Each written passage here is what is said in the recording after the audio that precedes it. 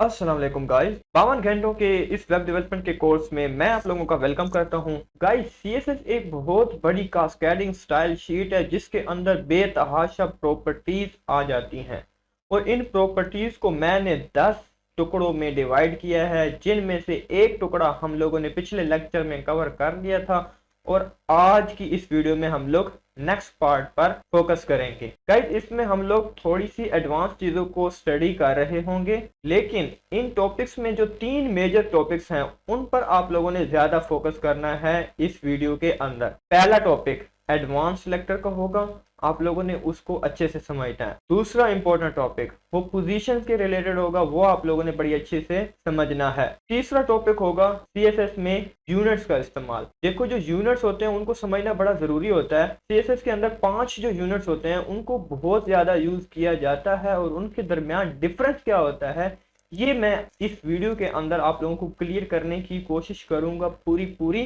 तो आप लोगों ने फुली फोकस्ड होकर इस लेक्चर को सुनना है। तो चलते हैं अपनी कंप्यूटर स्क्रीन पर और स्टार्ट करते हैं अपना ये lecture. So let's get started.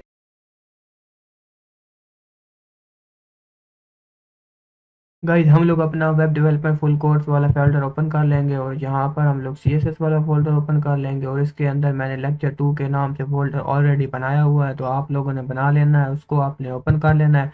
और इसके अंदर मैंने 3 फाइलें ऑलरेडी बनाई हुई हैं, जिसमें index.html, style.css और एक एसेट नाम का फोल्डर है जिसके अंदर सिर्फ एक ही इमेज है। और इसी फोल्डर के अंदर लेक्चर 2 वाले फोल्डर के अंदर मैं VS कोड को यहाँ पर ओपन कर रहा हूँ और मैं यहाँ पर वेब प्रीव्यू पर क्लिक करने से मैं इसको रन कर रहा हूँ। और यहाँ पर कोड थोड़ा सा मैं बड़ा कर देता हूँ और यहाँ पर मैं वेब प्रीव्यू में ओपन इन ब्राउज़र कर लूँगा और यहाँ पर इसको कट करके इस VS कोड को साइड पे रख दूँगा और ये वाला इधर ले आऊँगा। और अब मैं आपको समझाता हूँ कि मैंने अभी क्या किया। सिंपल सी मैंने HTML को लिखा हुआ है ताकि इसके थ्रू मैं आपको समझा पाऊँ कुछ चीज़ें जो हम लोग आज स्टडी करेंगे। और CSS के अंदर मैंने टॉपिक्स लिख रखे हैं जो हम लोगों ने आज डिस्कस करने हैं, जिनके बारे में हम लोगों ने देखना है। उसके अलावा मैंने वो कॉमन CSS जो पिछली वीडियो के अंदर CSS वाली मैंने कंप्लीट समझाया था कि ये कुछ ऐसी लाइनें हैं जो कि हर वेबसाइट की CSS के अंदर लगी हुई होती हैं और इनको क्यों लगाया जाता है, एक एक लाइन का क्या मकसद है, क्या इम्पोर्टेंस है, ये मैंने प्रैक्टिकल करके आपको दिखाया था। तो अगर आप लोगों ने वो वीडियो नहीं देखी तो प्लीज़ उस वीडियो को देख लीजिएगा। और इन 2 फाइलों को मैंने आपस में लिंक भी करा हुआ है, ठीक है। ये style.css मैंने यहाँ पर लिंक करी हुई है। तो आज का जो हमारा टॉपिक है पहला, वो है एडवांस सिलेक्टर्स, CSS कम्बिनेटर्स जिसमें आ जाते हैं, ठीक है। एडवांस सिलेक्टर्स में CSS कम्बिनेटर्स आ जाते हैं और CSS कम्बिनेटर बेसिकली 4 होते हैं। अक्सर जो डेवलपर होते हैं वो जो कॉमन टैग्स मैंने आपको बताए थे या कॉमन सिलेक्टर मैंने आपको जो बताए थे, उनके अलावा इन चीज़ों को भी यूज़ कर रहे होते हैं, जिनमें एक स्पेस है, ग्रेटर देन है और टिल्ट है और उसके अलावा प्लस का साइन है। तो इन 4 चीज़ों के क्या मतलब होते हैं कि किस टाइम पे किसकी ज़रूरत पेश आती है, तो ये चीज़ें हम लोग डिस्कस करेंगे। सबसे पहले आता है स्पेस सिलेक्टर। स्पेस सिलेक्टर बहुत ज़्यादा यूज़ किया जाता है, बहुत ज़्यादा यूज़ किया जाता है। ये क्या करता है, ये एक पेरेंट को, सबसे पहले आप एक पेरेंट को सिलेक्ट करते हो जिसके अंदर आपने किसी को पकड़ना होता है, ठीक है। अब आप मेन का एरिया आपने लोकेट कर दिया। आप जब स्पेस प्रेस करोगे तो आप मेन के एरिया के अंदर दाखिल हो गए हो। अब मेन के अंदर जितना भी कोई चाइल्ड है, मतलब किसी भी चाइल्ड को आप एक्सेस कर सकते हो। देखो यहाँ पर लिखा भी हुआ है, जो स्पेस होती है उसके बाद आप एनी चाइल्ड और सब चाइल्ड, यानी कि आप उस मेन के बच्चे और मेन के बच्चों को भी एक्सेस कर सकते हो, ठीक है। यानी कि मैंने मेन लिखा ना, अब देखो मेन मैंने लिखा क्यों है। index.html में जाता हूँ, यहाँ पर मैं आपको दिखाता हूँ, ये है मेन टैग है, इसके अंदर बच्चे हैं 2, फिर उनके बच्चे हैं, फिर उनके भी बच्चे हैं, फिर उनके भी बच्चे हैं। तो ये मेन है, इसके बच्चे हैं और उन बच्चों के भी आगे फर्दर बच्चे हैं, ठीक है। और मैं चाहता हूँ इसी तरह बच्चे करते करते करते एक आखिरी बच्चा है जो कि है एक डिवीजन जिसकी क्लास है डबल सी। इसको मैं एक्सेस करना चाहता हूँ, तो मैंने मेन लिखा, स्पेस डाली और डॉट सी सी लगाया और इसका कलर दे दिया, या फिर इधर इसका बॉर्डर दे देता हूँ, बॉर्डर 1 पिक्सल सॉलिड। तो इसका बॉर्डर क्या हो गया, सॉलिड। अब फायदा क्या है, फायदा ये है मिसाल के तौर पर हमारे पास यही डिव इस मेन के अंदर भी है, ये वाला डबल सी वाला। कंट्रोल सी से मैं इसको कॉपी कर रहा हूँ और मेन के बाहर भी लिख रहा हूँ, ठीक है, मेन के बाहर भी लिख रहा हूँ। देखो अब यहाँ पर मैंने सेव किया, अब देखो जो बाहर सीसी था ना, जो बाहर सीसी था मेन के बाहर, उस पर ये स्टाइलिंग नहीं लगी। जो मेन के अंदर डबल सीसी था उस पर स्टाइलिंग लगी है। तो ये स्पेस का ये फायदा होता है कि हाँ, आप लोगों ने एक पेरेंट वाली बाउंड्री सेट कर दी कि पेरेंट के अंदर जो डॉट सीसी है सिर्फ उस पर स्टाइलिंग लगानी है, मेन के बाहर जो डॉट सीसी है उस पर स्टाइलिंग नहीं लगानी, या मेन के ऊपर या नीचे या कहीं पर भी है उस पर आपने स्टाइलिंग नहीं लगानी। आपने स्टाइलिंग लगानी है मेन के अंदर पड़े एक क्लास पर जो कि है डॉट डबल सी सी, ठीक है, यानी कि सी सी, ये वाली ये वाला डिव, ठीक है, इसको सिलेक्ट करना है, ना कि बाहर वाले इसी तरह के डिव को, ठीक है। तो ये बिल फर्ज कुल मिला के मैं आपको कहना चाह रहा था। आई होप कि आप लोगों को समझ आ गई होगी। तो मैं इसको कर देता हूँ कमेंट, और अब मैं नेक्स्ट सिलेक्टर समझाता हूँ। एक होता है ओनली चाइल्ड सिलेक्टर। ये तो था ना, आपने एक पेरेंट लिखा, उसके बाद आप कोई सा भी चाइल्ड या सब चाइल्ड को सिलेक्ट कर सकते थे, लेकिन इसमें क्या है, इसमें आप ओनली चाइल्ड, ठीक है, ओनली चाइल्ड को और या चाइल्ड, यानी कि एक चाइल्ड या एक से ज्यादा चाइल्ड को सिर्फ सिलेक्ट कर सकते हो, लेकिन चाइल्ड के चाइल्ड को सिलेक्ट नहीं कर सकते। मिसाल के तौर पर आपके जो अब्बू हैं वो आपको एक्सेस कर सकते हैं, लेकिन आपके अब्बू आपके बेटों को एक्सेस नहीं कर सकते, यानी कि आपके अब्बू की एक्सेस पोतों तक नहीं है बल्कि अपने बेटों तक है। तो ये है इसका, ठीक है। इसमें अब क्या है, बिलफर देखो ना, मैंने मेन लगाया, उसी तरह मैं मेन लगा रहा हूँ। मेन के बाद डॉट सी सी, स्पेस नहीं डालनी थी बल्कि ग्रेटर देन, और डॉट सी सी मैंने लगा दिया, और यहाँ पर मैं बॉर्डर दे देता हूँ, बॉर्डर 1 पिक्सल सॉलिड। तो ये कुछ नहीं हुआ, ठीक है। अब ये कुछ क्यों नहीं हुआ, क्योंकि ये नहीं सिलेक्ट कर सकता, ये सिर्फ मेन के चाइल्ड को सिलेक्ट करेगा। अब मेन के चाइल्ड कितने हैं, मेन के चाइल्ड तो 2 हैं, एक पैराग्राफ है और एक डिव है, ठीक है। तो अगर मैं सिर्फ डिव लिखूं, देखो डिव और भी हैं, मेन के जो बच्चे हैं उनमें डिव 1 2 3 3 जो है टोटल डिव्स हैं मेन के अंदर, लेकिन लगेगा सिर्फ एक पर बॉर्डर। क्यों, क्योंकि सिर्फ में जो ये ग्रेटर देन का सिंबल है ये सिर्फ मेन के चाइल्ड को सिलेक्ट करेगा, ना कि मेन के चाइल्ड को सिलेक्ट नहीं करेगा, ठीक है। सिर्फ मैंने डिव लिखा तो देखो सिर्फ एक ही पर बॉर्डर लगा है। अगर मैं यहाँ पर क्या करता, स्पेस लगाता, तो सारों पर लग गया, ठीक है। स्पेस का मतलब क्या है कि मेन के अंदर आने वाले जितने भी डिव हैं उन सब का बॉर्डर ये कर दो, लेकिन ग्रेटर देन का मतलब ये था कि सिर्फ जो मेन का डिव है ना, सिर्फ जो मेन के डिव नाम के बच्चे हैं सिर्फ उनका बॉर्डर इतना कर दो। मिसाल के तौर पर अभी तो मेन का सिर्फ एक ही डिव वाला बच्चा है ना, अगर ये इससे ज्यादा होते, देखो मैं यहाँ पर इसको मल्टी कॉपी अगर कर दूं ना, तो यहाँ से लेकर यहाँ तक, नहीं आई थिंक ये ज्यादा हो रहा है, ज्यादा नहीं हो रहा बल्कि ठीक ही है, यहाँ से लेकर यहाँ तक मैंने किया, तो देखो यहाँ पर अब 2, अब देखो बच्चे इंक्रीज हो गए हैं, तो ये क्या कर रहा है, मतलब उसको भी बॉर्डर दे रहा है। अगर मैं यहाँ पर कंट्रोल सी करके सिर्फ एक डिव वैसे बना दूं, ठीक है, तो उसका भी बॉर्डर आया है, लेकिन अभी उसके अंदर जो कि कुछ है नहीं तो नजर नहीं आ रहा, सही है। तो अब आई होप आप लोगों को समझ आ गई होगी। इसको मैं अभी कर देता हूँ खत्म, ठीक है।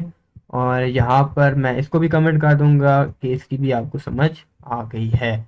अब देखो क्या करना है, अब आगे जाएंगे। एक होता है सिबलिंग, यानी कि एक टैग आप लिखोगे, उसके बाद आप ये वाला टिल्ट वाला सिंबल यूज करोगे, उसके बाद आप दूसरा टैग लिखोगे ना, तो उस टैग के जो भाई होंगे जो उसके नीचे आ रहे होंगे, बहन भाई, वो सारे के सारे सिलेक्ट हो जाएंगे।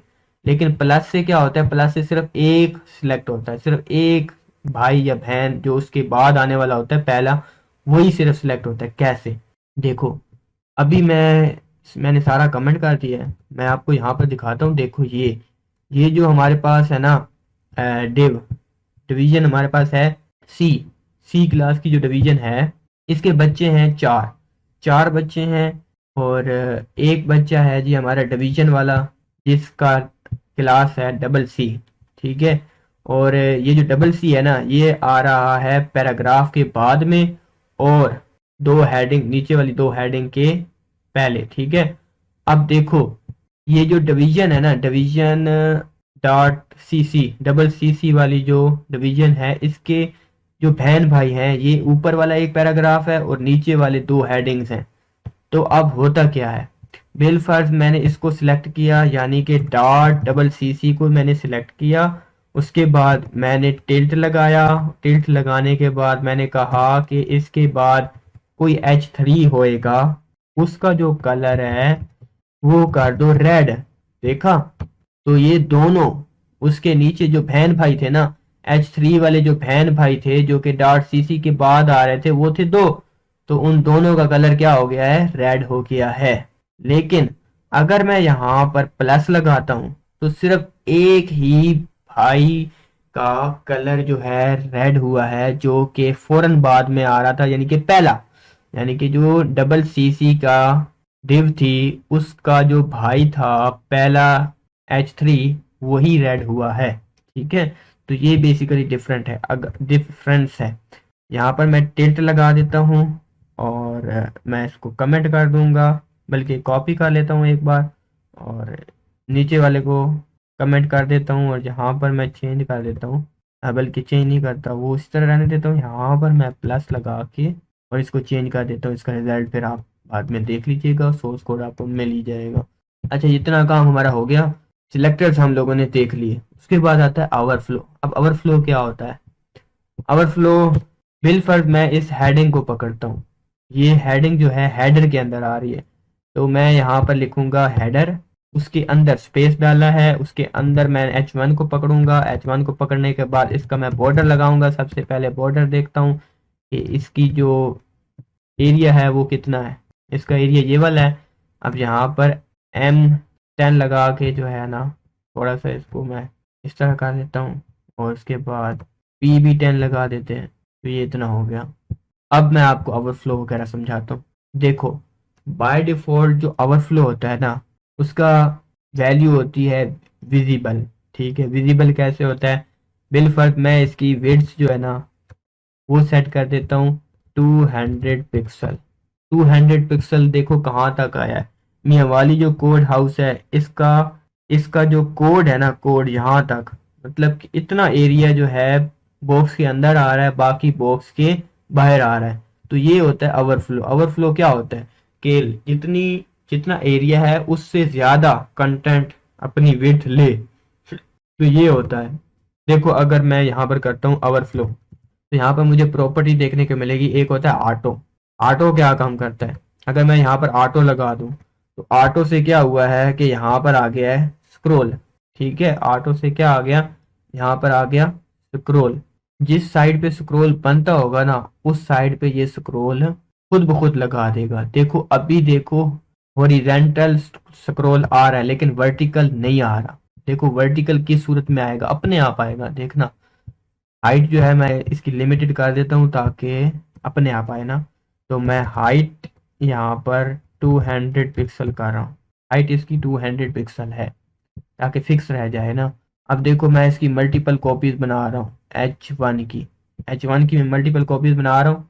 ओहो, अच्छा सही है, इसको मैं ऐसे कर देता हूँ, यहाँ पर H1 अगर मैं लिख दूँ तो भी ये इस तरह होगा, क्योंकि मैंने जो है क्या करूँ, यहाँ पर बी लगा देते हैं, BR, ठीक है। और फिर यहाँ पर मियाँ वाली कोड हाउस लिख देते हैं, और इसी तरह PR लगाते लगाते आगे चले जाते हैं ऐसे, ठीक है। तो देखो अब मियाँ वाली कोड हाउस का जो एरिया था, ये पहले यहाँ पर वर्टिकल स्क्रॉल नहीं आ रहा था, लेकिन अब आ रहा है। तो ये कमाल होता है ऑटो का। ऑटो क्या करता है, जहां पर स्क्रॉल की जरूरत होगी वहीं पर स्क्रॉल आता है, अदरवाइज स्क्रॉल नहीं आता। तो ऑटो ये वाली प्रॉपर्टी इसके लिए होती है। बाय डिफॉल्ट तो विजिबल ही होता है। उसके अलावा हिडन भी कर सकते हो। हिडन करोगे तो क्या होगा, जो एक्स्ट्रा एरिया होगा वो हिडन हो जाएगा, स्क्रॉल वगैरह नहीं आएगा। उसके अलावा आप कोई, अब देखो अगर मैं सिर्फ स्क्रॉल लगाता हूँ तो ये दोनों आ गए, लेकिन आप देखो ना इस स्क्रॉल और ऑटो में फिर क्या फर्क रह जाएगा, ये मैं आपको दिखाता हूँ। मिसाल के तौर पर मैं ना इनको कर देता हूँ, ये मैंने डिलीट कर दिया। अब देखो, गौर करो कि यहाँ पर हॉरिजेंटल स्क्रॉल की तो जरूरत थी, लेकिन वर्टिकल स्क्रॉल की क्या जरूरत है, नहीं है ना। जब जरूरत ही नहीं है तो ये क्यों शो हो रहा है, तो ये मसला होता है हमारा स्क्रॉल के साथ। इसलिए हम लोग स्क्रॉल के बजाय ऑटो यूज कर लेते हैं। ऑटो हमें ज्यादा बेनिफिट देता है। ठीक है, ऑटो देखो, ऑटो करने से ये एक स्क्रॉल आया लेकिन एक स्क्रॉल नहीं आया, लेकिन स्क्रॉल से क्या होगा, दोनों स्क्रॉल ही लगेंगे। ठीक है, दोनों स्क्रॉल ही आते हैं। उसके बाद स्क्रॉल भी हो गया और विजिबल तो होता ही है, और बाकी चीज़ों आपको देखने की ज़रूरत नहीं है। अच्छा, ये तो हो गया ना ओवरफ्लो। अभी मैं यहाँ पर हाइट को उड़ा देता हूँ। अब हमारे पास क्या होता है, अब हमारे पास ना डिफरेंट भी हम लोग दे सकते हैं, जैसे कि स्क्रॉल एक्स, ओवरफ्लो एक्स।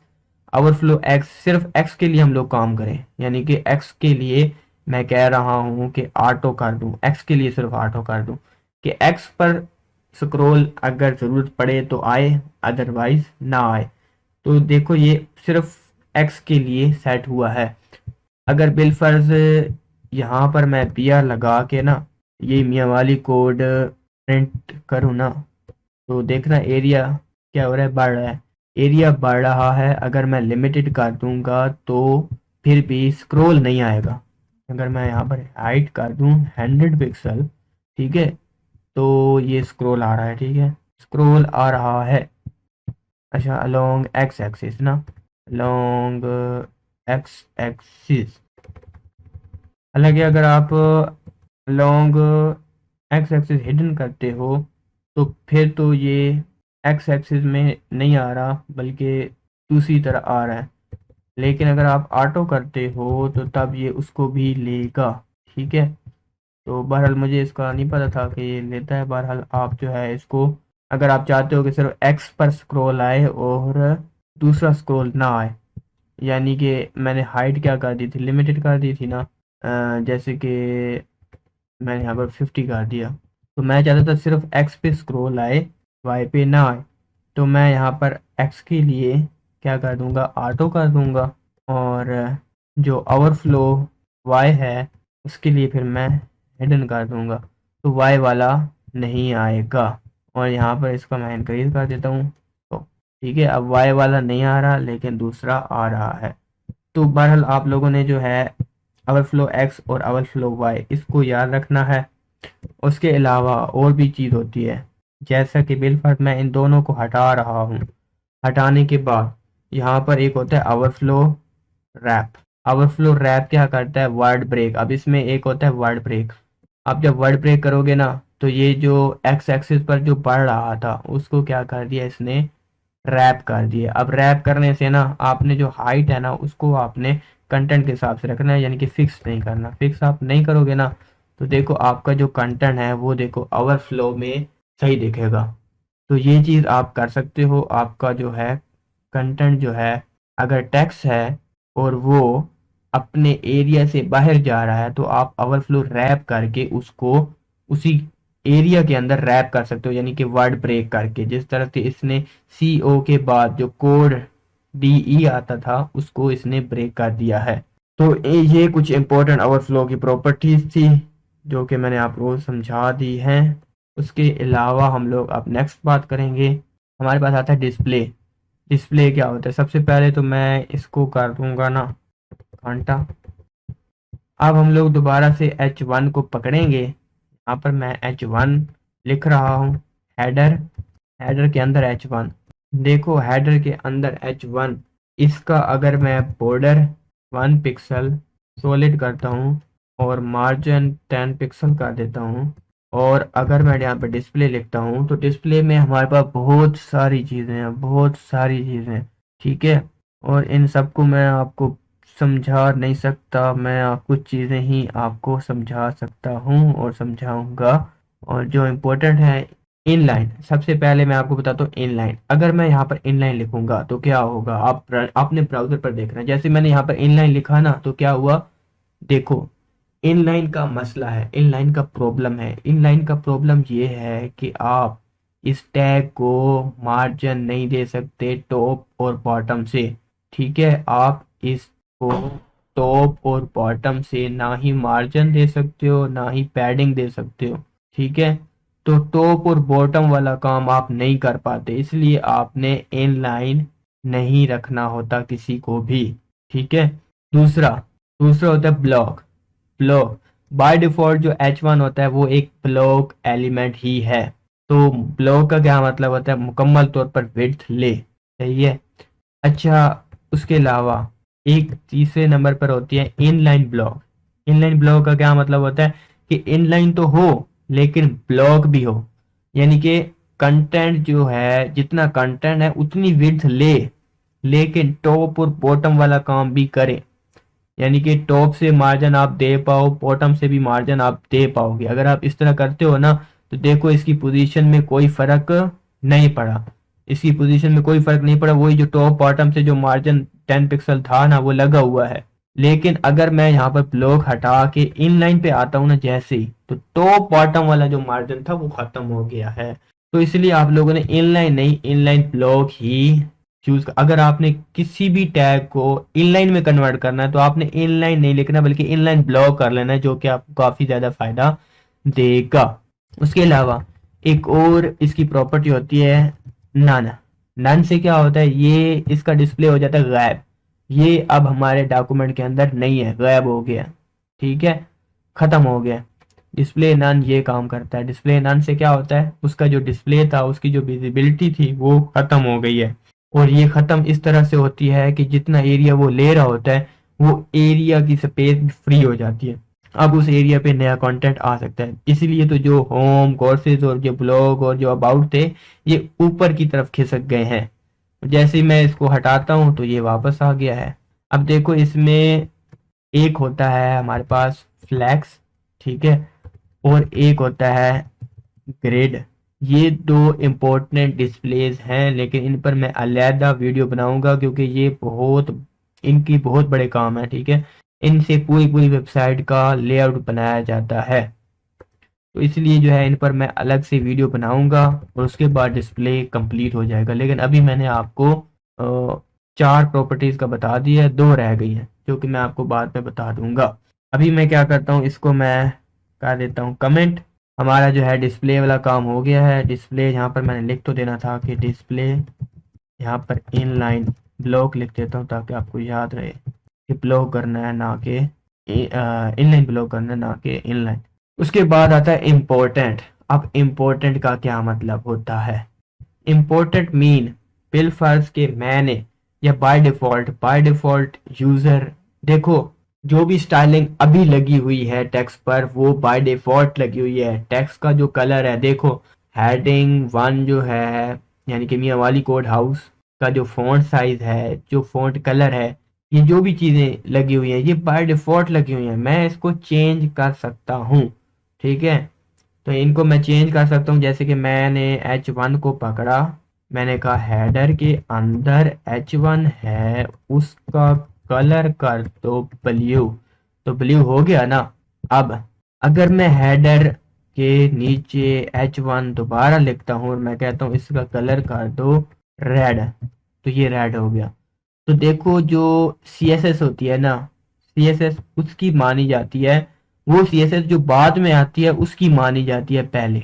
ठीक है, और इसमें ये एक कंसेप्ट है, एक्सटर्नल CSS में यही कंसेप्ट है। और इतना आप माइंड में रख लो, सबसे ज्यादा जो प्रायोरिटी होती है ना CSS की, वो होती है इनलाइन CSS की।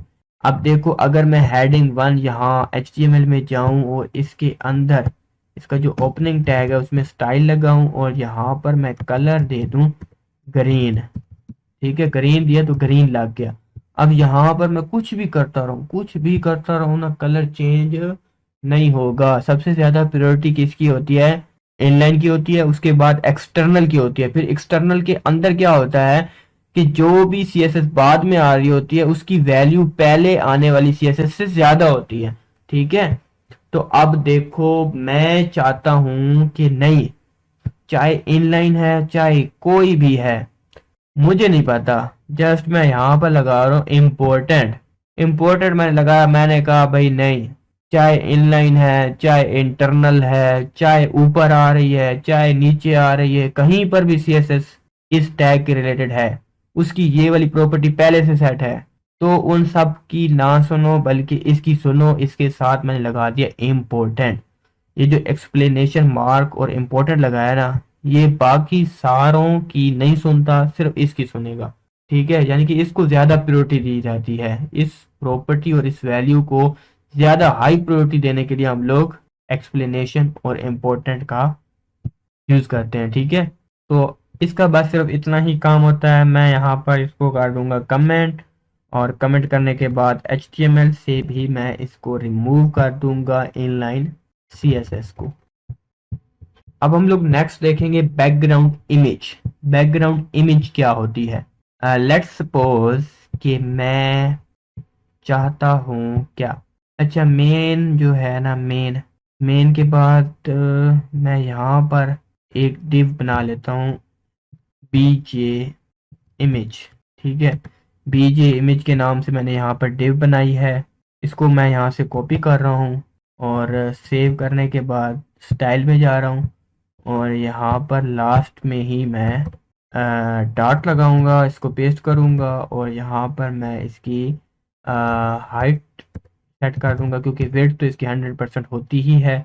तो हाइट मैं इसकी 500 पिक्सल करके देखता हूँ, 500 पिक्सल हो गई। ठीक है, यहाँ पर मैं इमेज लगाना चाहता हूँ, मेरा मकसद ये है ताकि मैं आपको दिखा पाऊँ ना कि अच्छा देखो बैकग्राउंड इमेज, यहाँ पर बैकग्राउंड इमेज लिखूंगा, उसके बाद मुझे यहाँ पर यूआरएल देना पड़ेगा। यूआरएल लिखूंगा ना, तो ये बेसिकली सिंटैक्स है बैकग्राउंड में इमेज लगाने का। अब ये एरिया है, मैं इस एरिया के बैकग्राउंड में एक इमेज लगाना चाहता था। ठीक है, तो अगर आप इसको ना भी करो, अगर मैं यहाँ पर इसको हटा दूं, हटाने के बाद मैं चाहता हूँ कि नहीं पूरे पेज के बैकग्राउंड पे मैं कुछ लगाना चाहता हूँ, तो यहाँ पर मैं सिंपली बॉडी भी लिख सकता हूँ। ऐसा कोई नहीं है कि आप बॉडी के पीछे नहीं लगा सकते। बॉडी मैंने लिखा, यूआरएल लगा दिया। उसके बाद देखो मैंने स्पेस प्रेस की, तो मेरे पास एसिड के अंदर एक पीजी है जो कि लग चुकी है। ठीक है, तो मैं एसिड में गया, एसिड के बाद जो पीजी थी वो मैंने यहाँ पर लिंक कर दी है, तो आ गई है, समझ आ गई। बस आपने जो है इस सिंटैक्स को फॉलो करना है तो आपका ये आ जाएगा। अच्छा कभी कभी मसला ये होता है ना कि कुछ लोगों के कंप्यूटर में इस तरह, अगर आप पहले मतलब आपको पहले ही स्लैश देनी पड़ती है, अगर आप यहाँ पर स्लैश दोगे तभी आता है, अदरवाइज नहीं आता। अभी मेरा तो दोनों केसेस में आ रहा है, मैं यहाँ पर स्लैश लगाऊं या ना लगाऊं एक बराबर है। ठीक है, तो किसी कंप्यूटर में नहीं आ रहा होता, यानी कि नहीं ऐसे आ रहा होता ना, देखो मैं यहाँ पर कंट्रोल स्पेस प्रेस कर रहा हूँ तो मुझे नीचे ऑप्शन देखने को मिल रहे होते हैं, लेकिन आपको देखने को अगर नहीं मिल रहे तो मसला यही है कि आपने पहले स्लैश लगानी है। स्लैश लगाने के बाद आपको मिलेंगे, जब आपको मिलेंगे तो आपने इस तरह से अंदर चले जाना है और ले आना है अपनी इमेज को, आपकी इमेज आ जाएगी। ठीक है, कोई प्रॉब्लम की बात नहीं है।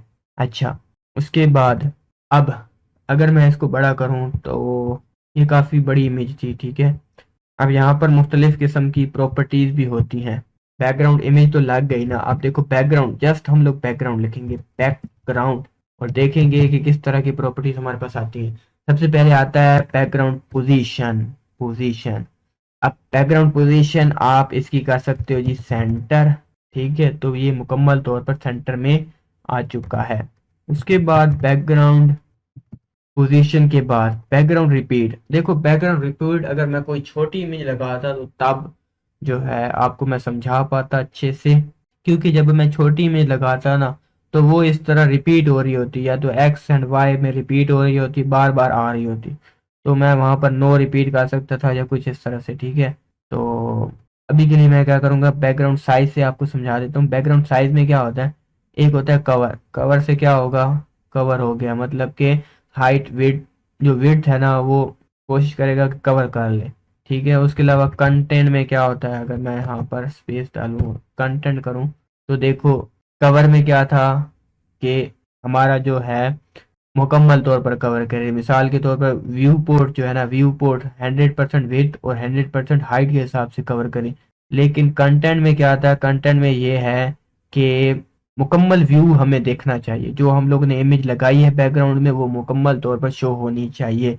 तो देखो ये मुकम्मल तौर पर शो हो रही है और यहाँ पर आप लोगों को अब दिख रहा होगा कि ओवर रिपीटिशन भी हो रही है। देखो ऊपर एक इमेज लगी हुई है, नीचे भी एक इमेज लगी हुई है। तो अब मैं आपको रिपीटिशन वाला समझा देता हूँ कि अगर आप बैकग्राउंड बैकग्राउंड रिपीट यूज करो ना, तो बैकग्राउंड रिपीट में आप लोगों ने फिलहाल के लिए याद रखना है एक नो रिपीट। ठीक है। रिपीट तो बाय डिफॉल्ट होता है, बाय डिफॉल्ट तो इसका जो ऑप्शन है वो है रिपीट। ठीक है। बाय डिफॉल्ट तो इसमें लगा हुआ है कि रिपीट करना है आपने, लेकिन नो रिपीट करोगे तो रिपीट नहीं होगा। ठीक है, रिपीट नहीं होगा। ठीक है, जो रिपीट हो रहा था वो कैंसिल हो गया, खत्म हो गया। उसके अलावा अगर मैं यहाँ पर खत्म करके दोबारा से ये मेन्यू ओपन करता हूँ तो यहाँ पर देखो रिपीट एक्स है। रिपीट एक्स का मतलब है एक्स एक्सिस पर रिपीट करे, अदरवाइज रिपीट ना करे। ये लगाऊंगा तो एक्स एक्सिस पर रिपीट नहीं कर रहा है। इसी तरह अगर मैं कहूँ मतलब एक्स एक्सिस पर रिपीट करे लेकिन वाई एक्सिस पर रिपीट ना करे। ठीक है। अब मैं कह रहा हूँ रिपीट वाई, वाई एक्सिस पर रिपीट करे लेकिन एक्स एक्सिस पर रिपीट ना करे। तो ये कुल मिला के रिपीट वाला था। अभी के लिए मैं क्या कर देता हूँ, मैं कहता हूँ कि जो रिपीट है वो सिर्फ एक्स डायरेक्शन में हो लेकिन वाई डायरेक्शन में ना हो। जैसे ही मैं इसको बड़ा करूँगा तो ये ऑल सेट हो जाएगा। एक्स एक्सिस में क्या हो रहा है, रिपीट हो रहा है। तो अगर मैं चाहता हूँ कि एक्स एक्सिस में भी ना हो तो मैं यहाँ पर लिखूंगा नो रिपीट, किसी जगह से भी रिपीट नहीं होना चाहिए। तो अब मैं अगर बड़ा करता हूँ तो देखो ये मुकम्मल तौर पर, अब देखो ये कवर नहीं कर रहा, कवर नहीं कर रहा। जब ये कवर नहीं कर रहा, कंटेंट इसका मुकम्मल तौर पर डिस्प्ले करना चाहिए, तो ये मुकम्मल तौर पर डिस्प्ले कर रहा था। लेकिन हम लोग यहाँ पर कवर का यूज़ कर लेंगे तो ये मुकम्मल तौर पर घेरेगा तो सही ना। तो देखो ये आप मुकम्मल तौर पर घेर रहा है। तो आई होप कि आप लोगों को इसकी भी समझ आ गई होगी। बैकग्राउंड इमेज, ठीक है, और बैकग्राउंड इमेज में आप बैकग्राउंड पोजीशन को, बैकग्राउंड साइज को, बैकग्राउंड रिपीट को यूज़ कर सकते हो। उसके अलावा भी देखते हैं कि क्या और चीज़ें भी हैं। आई होप कि मैंने कवर करवा दी है सब। अच्छा, क्लिप को तो हम लोग बाद में देखेंगे। बैकग्राउंड अटैचमेंट, अच्छा बैकग्राउंड अटैचमेंट को भी हम लोग बाद में देख लें। अच्छा अभी दिखा देता हूँ थोड़ा सा कि बैकग्राउंड अटैचमेंट क्या होती है। अगर मैं यहाँ पर फिक्स्ड कर देता हूँ, अगर मैं यहाँ पर फिक्स्ड करूँ तो मुझे कुछ सही से दिखेगा नहीं। ऐसे करते हैं, इसको कोई रिपीट कर लेते हैं ना। अभी यहाँ पर देखो मैं कंट्रोल, ये देखो मैंने अब कंटेंट बढ़ा दिया। अच्छा देखो मैंने कंटेंट बढ़ा दिया और मैंने कर दिया कवर, कवर है ना। तो देखो जो बैकग्राउंड इमेज है वो स्टिल है, देख रहे हो, स्टिल है, मतलब कि फिक्स है। बैकग्राउंड अटैचमेंट इसका क्या हो गया, फिक्स हो गया। उसके अलावा अगर हम लोग क्या करें, स्क्रॉल करें तो क्या होगा, देखते हैं। स्क्रॉल होने से देखो ये स्क्रॉल हो रहा है, बैकग्राउंड फिक्स नहीं है, बैकग्राउंड फिक्स नहीं है बल्कि स्क्रॉल हो रहा है। ठीक है, बैकग्राउंड इमेज फिक्स नहीं है, स्क्रॉल हो रही है। इसके अलावा और देखते हैं और क्या है। और बस यही दो चीज़ें अभी के लिए। आप फिक्स को याद रखो और स्क्रॉल को याद रखो। फिक्स में क्या होता है, हमारे पास एक इमेज है, ये मूव नहीं करेगी, सिर्फ कंटेंट मूव करेगा। ठीक है, तो मैं अब इसको कमेंट कर रहा हूँ। आई होप सो कि आपको यहाँ तक समझ आ चुकी होगी। और यहाँ पे मैंने सेव किया, यहाँ पे जाता हूँ और यहाँ पे मैं कंट्रोल एक्स करके पीछे पीछे पीछे एंड पीछे। ठीक है, हाँ अब ठीक है। सेव किया, सेव करने के बाद यहाँ पर दोबारा आया। अब आगे देखते हैं अगला हमारा टॉपिक कौन सा है। अगला है ग्रेडियंट। अच्छा ग्रेडियंट के लिए भी ना बैकग्राउंड इमेज का ही यूज़ होता है। तो इसके लिए भी क्या करते हैं जी के यहाँ पर जाएंगे। यहाँ पर मैंने ये सेक्शन ऑलरेडी बनाया हुआ है ग्रेडियंट के लिए। अच्छा ठीक है, मैं यहाँ पर H1 और यहाँ पर लिख देता हूँ ग्रेडियंट्स। ठीक है, ग्रेडियंट्स, ग्रेडियंट्स में मैं यहाँ पर लिख देता हूँ डॉट जी, डॉट जी बिल्कुल मैंने लिख दिया। अब देखो मैं यहाँ पर डॉट जी को पकड़ूंगा और इसको मैं विड्थ दे दूंगा 200 पिक्सल एंड हाइट दे दूंगा 200 पिक्सल, ठीक है। और इसमें मैं बैकग्राउंड इमेज दूंगा, और बैकग्राउंड इमेज में मैं लीनियर ग्रेडियंट सबसे पहले आपको बताऊंगा। अच्छा, इसमें अब मैं कुछ लाइट से कलर देता हूँ ताकि ग्रेडियंट कुछ अच्छा बने। लेट्स से कि मैं ब्लू देखता हूँ, ब्लू एंड ब्लू वोलेट, ठीक है। अच्छा, वोलेट की स्पेलिंग आई थिंक ये है, नहीं, पहले कैसे करते हैं, स्काई ब्लू, ठीक है। जो स्काई ब्लू मैंने कर दिया, तो देखो ये अब है लीनियर ग्रेडियंट। लीनियर ग्रेडियंट हमारा लग चुका है, दो कलर से मिलकर बनता है, ठीक है। अभी अगर मैं इसको नीचे कॉपी करूं, ठीक है, और कॉपी करने के बाद यहाँ पर लीनियर के बजाय रेडियल करूं, ठीक है, रेडियल, दोबारा ये रेडियल, अभी तो यहाँ पर नहीं आ रहा, यहाँ पर ऐसा करते हैं, दोबारा से लिख लेते हैं, रेडियल, रेडियल ग्रेडियंट। और इसके अंदर भी मैं ये चीज़ डाल दूंगा, control C and control V, देखो, ठीक है। यहाँ पर मैंने कमेंट कर दिया। अभी मैं यहाँ पर आपको दिखाता हूँ कि ये हमारा लीनियर, ये हमारा रेडियल ग्रेडियंट है। अगर मैं रेडियल ग्रेडियंट को कमेंट करता हूँ, ओहो, रेडियल ग्रेडियंट को मैं यहाँ पे कमेंट कर रहा हूँ और दूसरे वाले को मैं अनेबल कर रहा हूँ, तो देखो सबसे पहले मैं आपको लीनियर ग्रेडियंट समझाता हूँ। तो लीनियर ग्रेडियंट में क्या होता है कि देखो, यहाँ पर सबसे पहले तो इसकी विड्थ बढ़ा देते हैं 400, ठीक है। अब इसमें हम लोग अगर डायरेक्शन चेंज करना चाहते हैं, डायरेक्शन कैसे, जैसे कि मैं यहाँ पर अगर लिखता हूँ टू राइट, RIGH राइट, ठीक है। अब देखो आप लोगों ने यहाँ पर ये देखना है कि ये जो सेकंड कलर है, सेकंड कलर की पोजीशन क्या होगी, ये आपने बताना है 2 के बाद, ठीक है। 2 के बाद आपने क्या बताना होता है, सेकंड कलर की प्लेस बतानी होती है। टू राइट का मतलब ये है कि जो स्काई ब्लू है ये राइट की तरफ हो, और ये जो ब्लू वाला है इसको भी थोड़ा सा मैं यहाँ पे लाइट कर देता हूँ। आई थिंक मैं ओपेसिटी डाउन नहीं करनी थी, मुझे यहाँ से असल में करना था, ठीक है। और यहाँ से करेंगे इसको कम बैक, ठीक है। तो आई थिंक ये अच्छा लग रहा है। अच्छा देखो ना, राइट, तो राइट तरफ स्काई ब्लू राइट तरफ है। अगर मैं करूँगा लेफ्ट, तो देखो हल्का कलर लेफ्ट की तरफ है। अगर मैं करूँगा टॉप, तो ये हल्का कलर टॉप की तरफ है। और अगर मैं यहाँ पर लिखता हूँ बॉटम, तो देखो हल्का कलर बॉटम की तरफ है। और अगर आप इस तरह दोगे कि जो हल्का कलर है वो हो टॉप लेफ्ट, टॉप की तरफ हो, और आगे दे देते हो लेफ्ट, तो देखो ये कोने में आ रहा है, ठीक है। जो हल्का ब्लू है ना वो कहाँ पे आ रहा है, टॉप लेफ्ट साइड पे आ रहा है। इसी तरह अगर आप टॉप राइट करोगे ना, जैसे कि लेफ्ट की जगह पे मैं RIGHT राइट कर रहा हूँ, तो राइट तरफ पे ये चला गया है।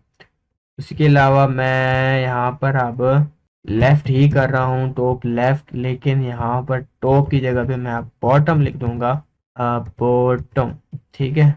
तो ये बॉटम की तरफ चला गया। इसी तरह अगर मैं यहाँ पर अब लेफ्ट की बॉटम राइट करूँ, तो बॉटम राइट की तरफ ये चीज़ चली गई। तो इस तरह से मैं जो है रेडियल ग्रेडियंट को बना सकता हूँ। बस आपने 2 लगाना है और 2 के बाद डायरेक्शन दे देनी है, प्लेस की डायरेक्शन बता देनी है कि दूसरा कलर किस जानिब हो।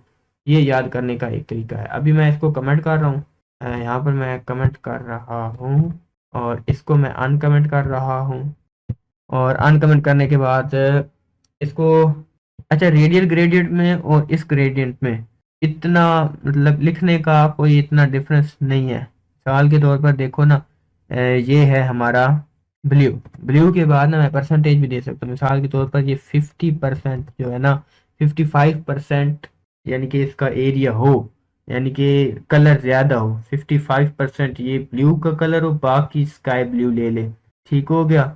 तो स्काई ब्लू का मैं कम भी कर सकता हूँ, मिसाल के तौर पर मैं कहता हूँ 10 जो है ना परसेंट ये ले, तो ये 10% लेगा। तो इस तरह से शेप्स भी आप बना सकते हो रेडियल में। उसके अलावा अगर आप यहाँ पर 50% लोगे तो ये इस तरह से आ जाएगा। और उसके अलावा यहाँ पर आप 5% भी लिख सकते हो, 15% भी लिख सकते हो, 25 भी लिख सकते हो, अपने हिसाब से आप यहाँ पर एडजस्ट कर सकते हो। उसके अलावा यहाँ पर जो स्काई ब्लू है इसको आपने थोड़ा सा इस साइड पे ले आना है, और ये जो ब्लू वाला है इसको थोड़ा सा हल्का कर लेना है ताकि इतना वो ना लगे, ठीक है। तो आई थिंक ये ग्रेडियंट कुछ अच्छा लग रहा है पहले वाले की बनिस्बत। तो इस तरह से आप ग्रेडियंट बना सकते हो।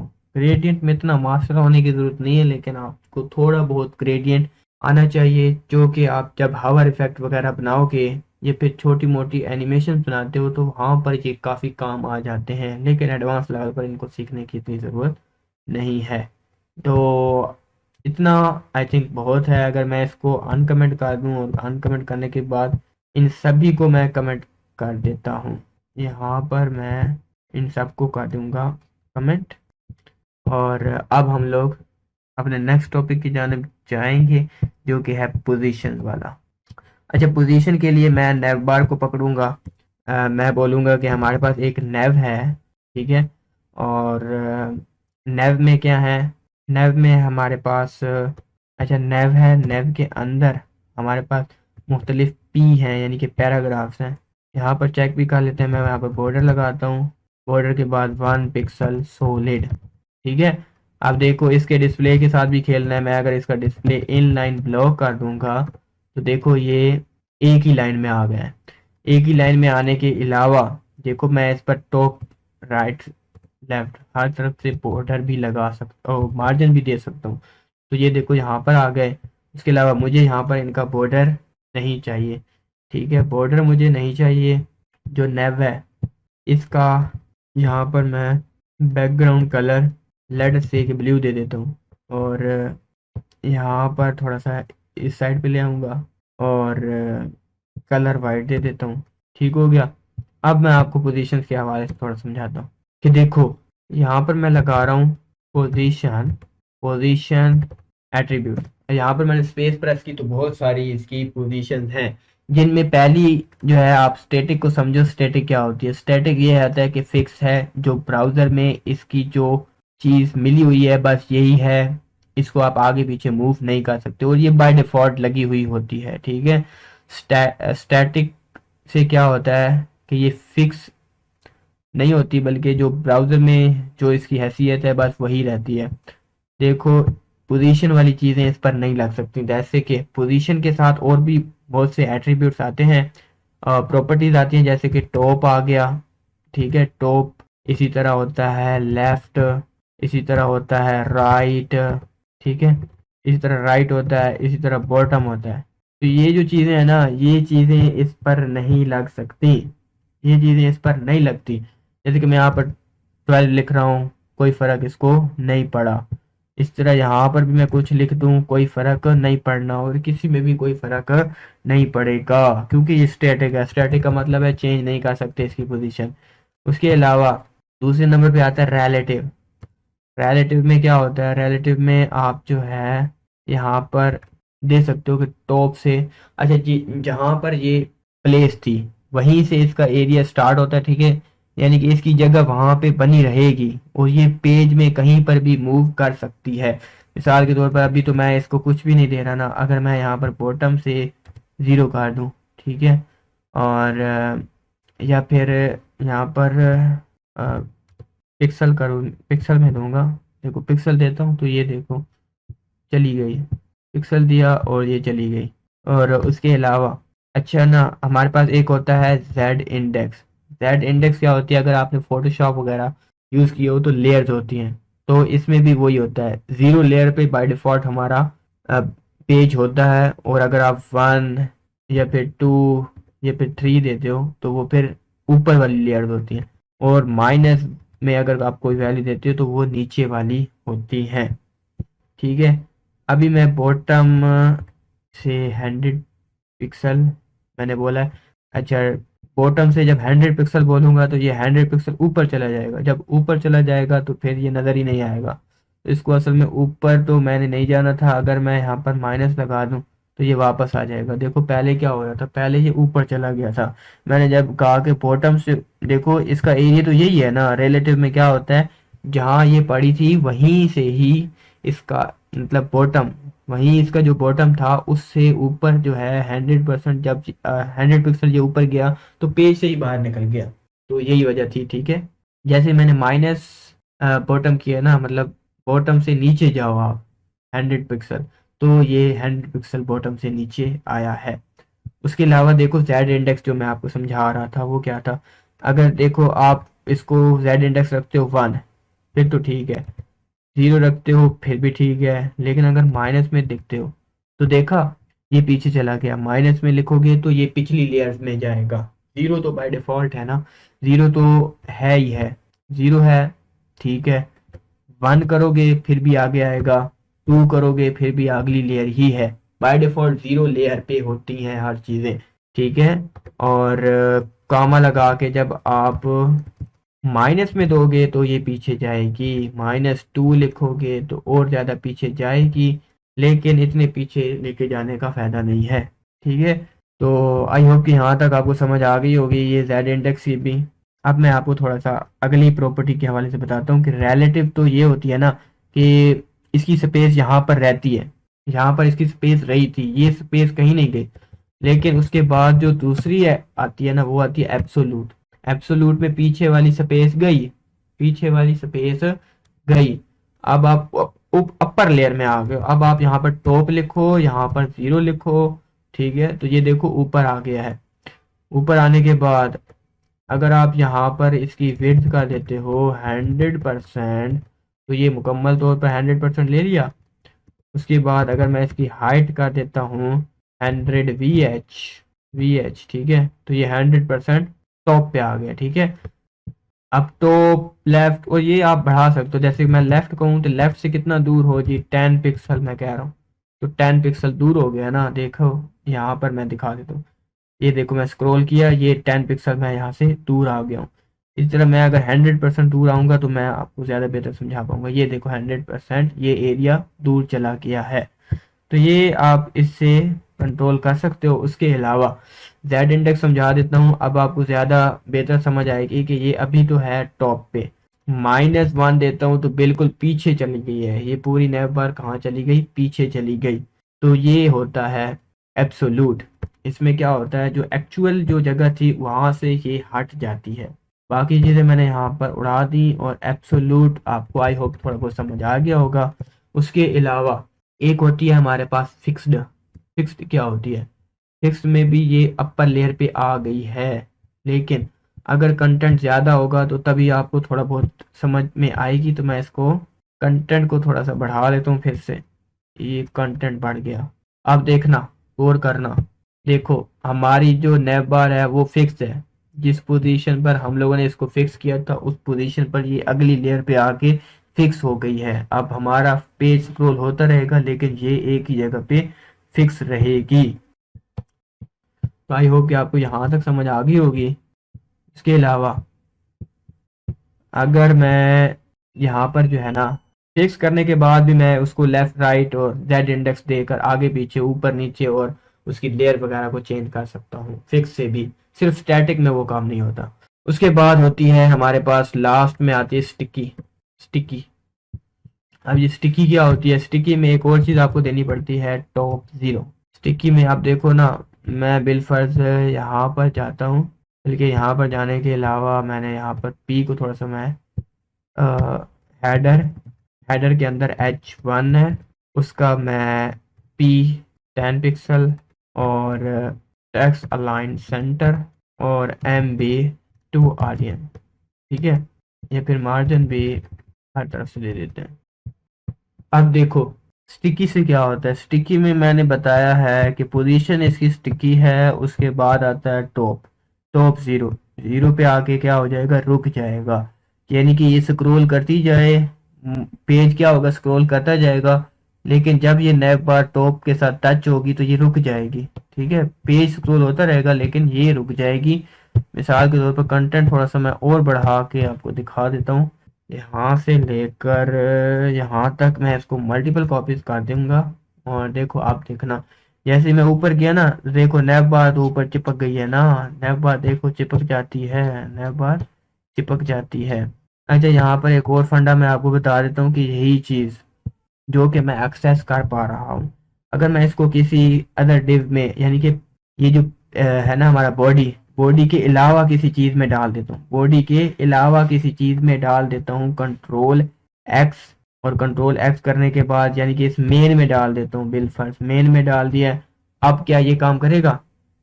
तो भी ये काम कर रहा है, ठीक है। अगर इसी तरह मैं इसको कंट्रोल एक्स करूँ और यहाँ पर इसके नीचे डाल देते हैं हम लोग, यहाँ पर मैंने लगा दी, तो देखो अब ये काम नहीं कर रही है, ठीक है। अब देखो ये यहाँ पर चिपक नहीं रही है, हालांकि इसको पकड़ के इसने काम करना चाहिए था, लेकिन ये काम नहीं कर रही है। देखो नैव को पकड़ रहा हूँ ना, तो पूरे पेज में हमारे पास तो सिर्फ एक ही नैव पेज था, लेकिन ये यहाँ पर काम नहीं कर रही है, ठीक है। तो ये चीज़ें आपने खुद देखनी है कि कहाँ पे काम कर रही है और कहाँ पे काम नहीं कर रही है। और इसका मेजर रीज़न मैं आपको बता देता हूँ। देखो हमारा जो बॉडी टैग होता है ना, इसमें तो काम करेगी ही करेगी, इसमें काम करेगी ही करेगी। क्यों करेगी ही करेगी? क्योंकि ये जो बॉडी होता है ना, बॉडी, इसका जो ओवरफ्लो होता है वो होता है ऑटो पे, इसका ओवरफ्लो होता है ऑटो पे। देखो जब कंटेंट होता है कम, यहाँ पर मुझे पहले डिलीट करना पड़ेगा। अच्छा इसको मैंने यहाँ से करता हूँ बंद, निचला मेन भी बंद, ये मेन भी बंद, और इनको मैं कर देता हूँ डिलीट, ठीक है। और इसको भी बंद कर देते हैं, इसको भी बंद कर देते हैं, और इन दो चीज़ों को भी डिलीट कर देते हैं। देखो अब देखो कि कंटेंट जैसे ही हमारा कम हुआ है, यानी कि पेज के एरिया के मुताबिक आया है ऊपर, तो इसका जो स्क्रॉल था वो चला गया। तो स्टिकी पोजीशन उस डिव में पक्का काम करती है जिस डिव का ओवरफ्लो ऑटो पे हो या स्क्रॉल हो, ठीक है। तो इस चीज़ का जो है ना आप लोगों ने ध्यान रखना है, और इस चीज़ को ध्यान में रखते ही जब आप स्टिकी पोजीशन को यूज़ करोगे तो तभी आपको इसके रिजल्ट मिलेंगे। और ये स्टिकी पोजीशन जो है ये कुछ लोगों को खपाती है, ठीक है। तो मेजर चीज़ मैंने आपको बता दी है, बाकी चीज़ें आप लोग देख लीजिएगा कि इसको किस तरह से सॉर्ट आउट किया जा सकता है। मैं यहाँ पर जो है कंट्रोल एक्स कर रहा हूँ और बाहर आके यहाँ पर मैं पेस्ट कर रहा हूँ, और यहाँ पर मैं आपको दिखा देता हूँ कि कैसे दिखाऊँ मैंने यहाँ पर इसका कंटेंट ही कम कर दिया है, तो कंटेंट फिर से बढ़ाना पड़ेगा। ये मैंने 2 कंटेंट कर दिए, आई थिंक इतना बहुत है, बल्कि इतना बहुत भी नहीं है, यहाँ पे मुझे मज़ीद करना पड़ेगा। अच्छा गाइस ये आप देख सकते हो अब ये काम कर रहा है ना, तो ये चीज़ें आपने थोड़ा सा माइंड में रख लेनी है।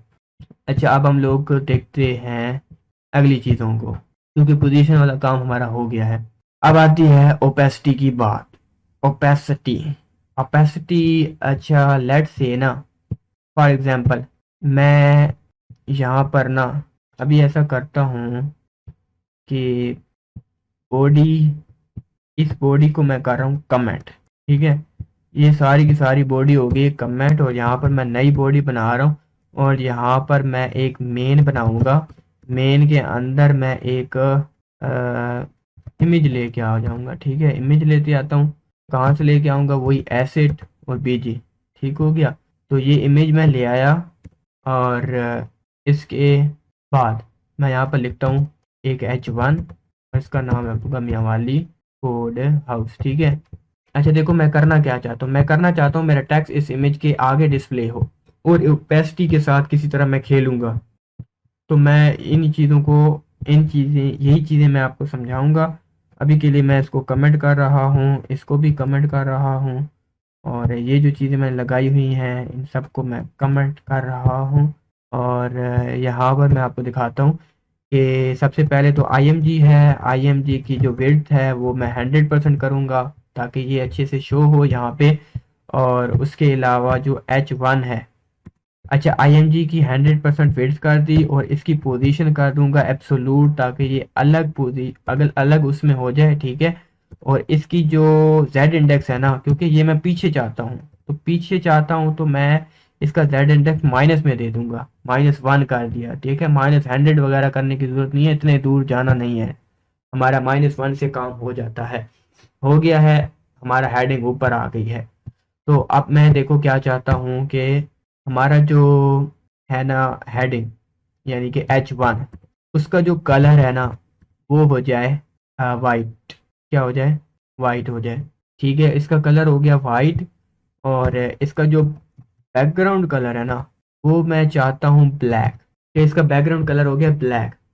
लेकिन इस ब्लैक को मैं बढ़ाऊंगा, इस ब्लैक की मैं हाइट कर दूंगा जी 500 पिक्सल। 500 पिक्सल तो बहुत ज़्यादा बड़ा हो गया, इसको 200 करते हैं, 300 करते हैं, 300 पे ये काफ़ी है। अच्छा 300 पे करने के बाद अब जो इसका पैडिंग है ना, पैडिंग वो मैं टॉप से कर दूंगा 20 पिक्सल, ठीक है। और यहाँ पर मैं टेक्स्ट अलाइन कर दूंगा सेंटर, तो ये सेंटर में आ गया और टॉप से 20 पिक्सल।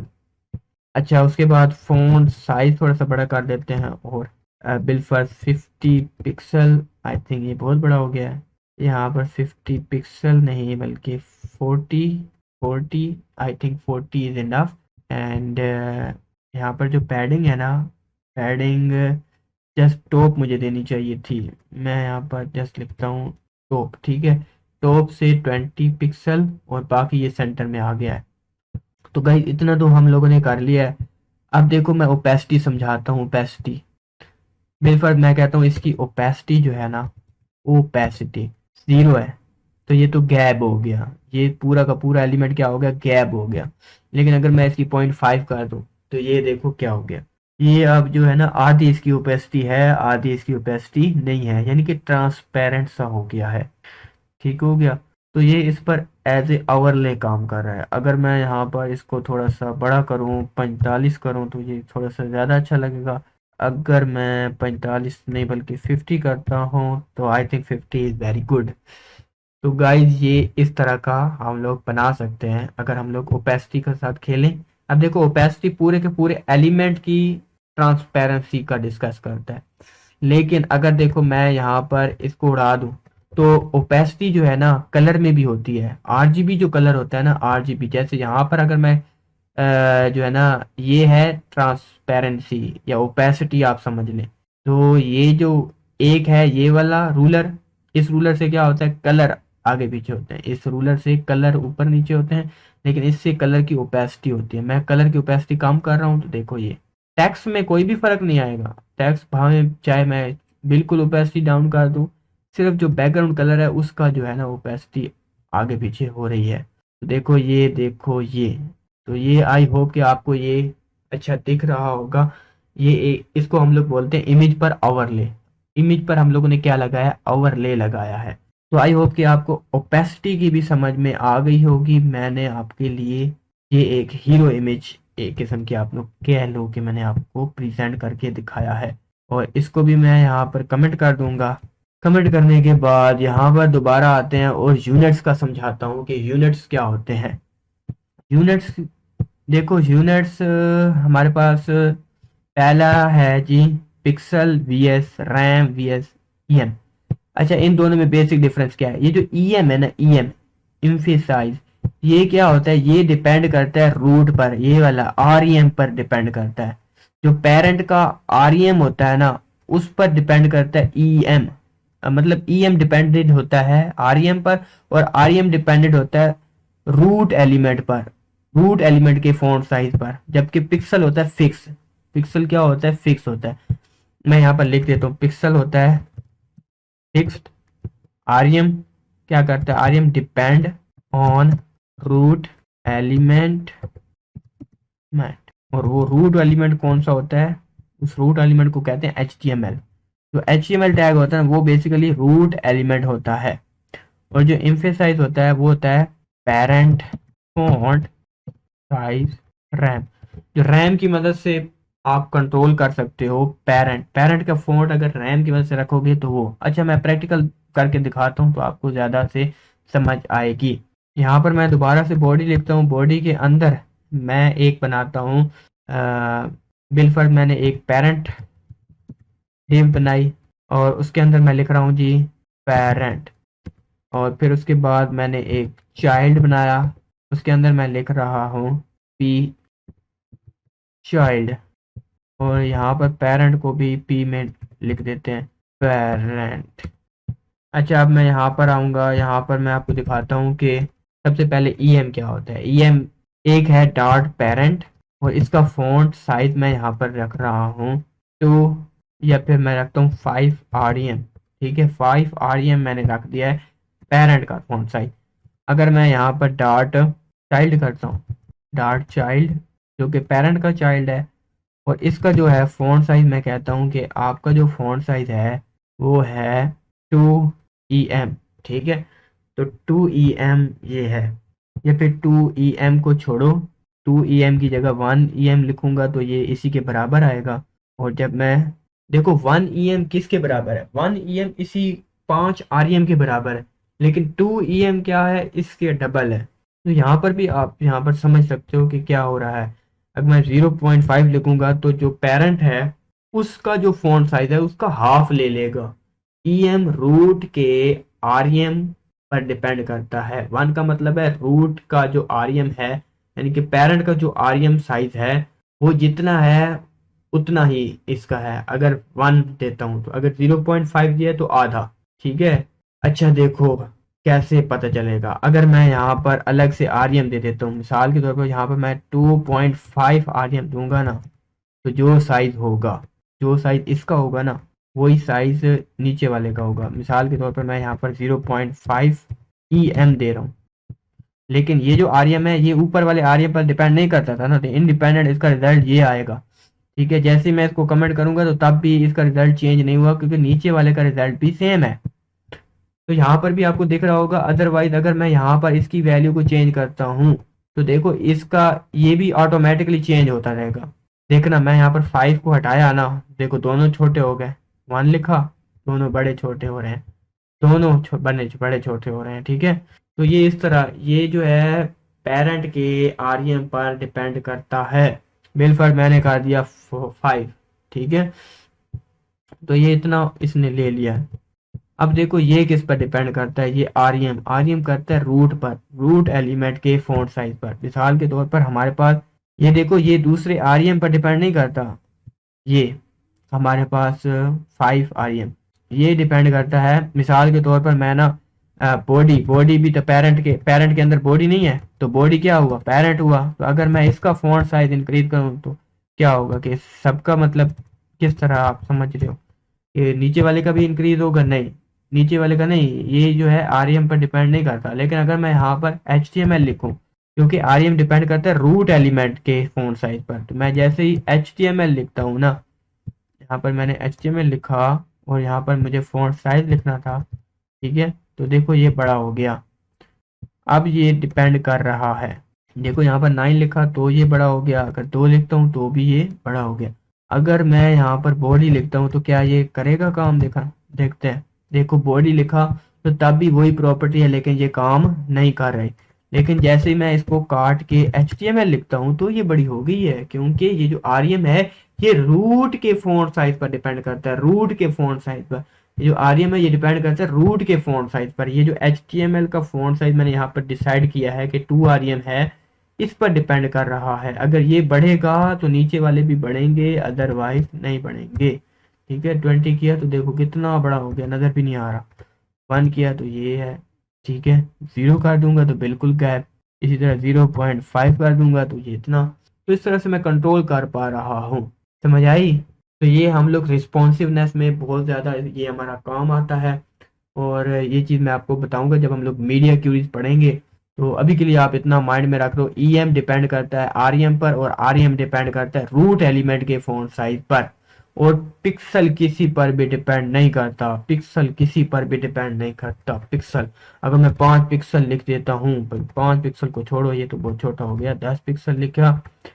अगर मैंने 50 पिक्सल लिख दिया, ठीक है 50 पिक्सल, और यहाँ पर काट के मैं 50 पिक्सल लिखता हूँ। ठीक है, पिक्सल। तो अगर मैं यहाँ पर चेंजेस करूँ, 0 rem तो कुछ भी नहीं हुआ, 10 rem कुछ भी नहीं हुआ, कितना भी बढ़ा दो नंबर, ठीक है कुछ भी नहीं होने वाला है, कुछ भी होगा भी नहीं, होने वाला भी नहीं है। क्योंकि जो पिक्सल से जो साइज आप डिसाइड करते हो फ़ॉन्ट का, वो फिक्स होता है, बिल्कुल पक्का होता है, मजबूत होता है। पिक्सल किसी पर भी डिपेंड नहीं करता, ये फिक्स होता है। समझ आ गई? तो आई होप कि आपको इसकी तो समझ आ गई होगी। अब मैं यहाँ पर इसको कमेंट कर देता हूँ, इन सारों को कमेंट करने के बाद अब हम लोग देखते हैं जी इनको। ये होते हैं, एक होता है वी एस, अच्छा वी एस मैंने लिखा हुआ है यहाँ पर, मुझे यहाँ पर वीएस क्यों लिख दिया? अच्छा परसेंटेज है ना, तो इसको मैं डिलीट कर रहा हूँ। देखो परसेंटेज क्या होती है, परसेंटेज मैं आपको बताता हूँ।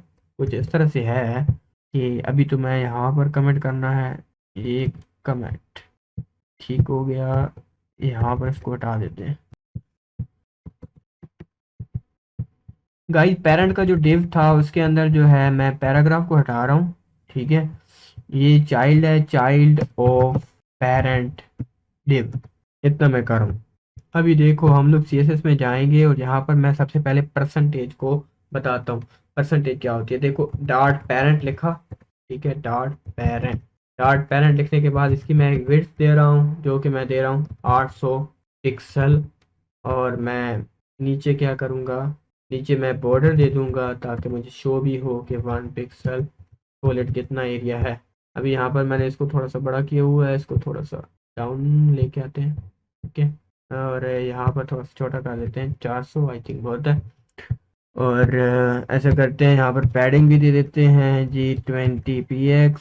एंड यहाँ पर मैं दे देता हूँ, बल्कि यहाँ पर पैडिंग नहीं देते, पैडिंग बल्कि दे देते हैं, ठीक है, पैडिंग दे देते हैं। और मार्जिन भी दे देते हैं, मार्जिन भी 20 px, ठीक है।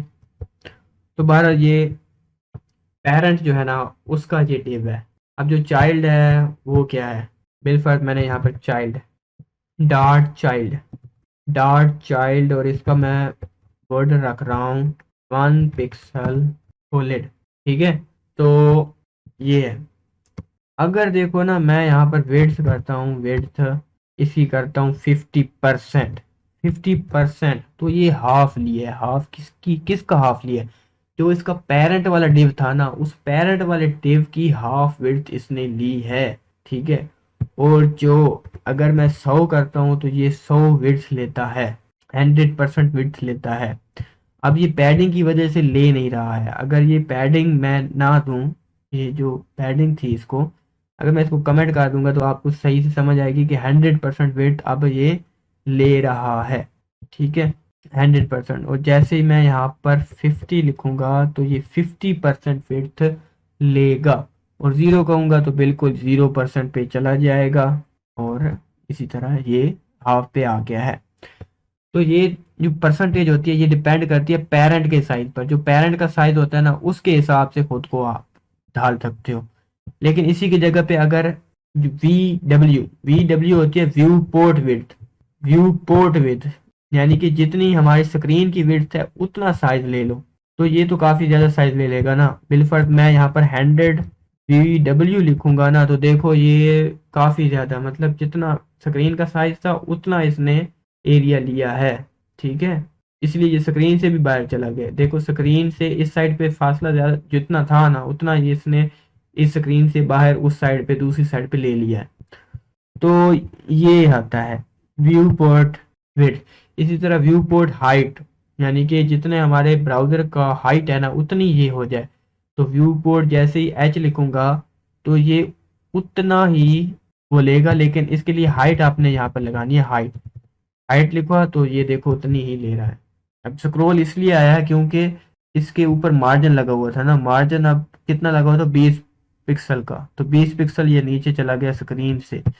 तो देखो यहाँ पर ये हैंड हमारे पास 100 VH का रिजल्ट आ गया है। अगर देखो मैं मार्जिन ना देता, ठीक है, अगर मैंने यहाँ पर मार्जिन नहीं दी थी तो तब देखो तब हमारे पास क्या हुआ कि ये मुकम्मल तौर पर विड्थ ले रहा है। अब यहाँ पर स्क्रॉल नहीं हो रहा है, ठीक है, स्क्रॉल नहीं हो रहा है, मुकम्मल तौर पर ये विड्थ ले रहा है। उसके बाद अगर मैं यहाँ पर विड्थ कर देता हूँ 100 VW तो ये मुकम्मल तौर पर विड्थ भी ले रहा है, ठीक है। तो गाइज आई होप कि आप लोगों को ये समझ में आया होगा आज का लेक्चर। तो हमारा टॉपिक्स यहाँ पर ख़त्म होते हैं, इसको मैं रैपल में अपलोड कर दूंगा, आप लोग वहाँ से सारा कोड डाउनलोड कर लीजिएगा। तो मिलते हैं नेक्स्ट वीडियो में, तब तक के लिए अल्लाह हाफिज़।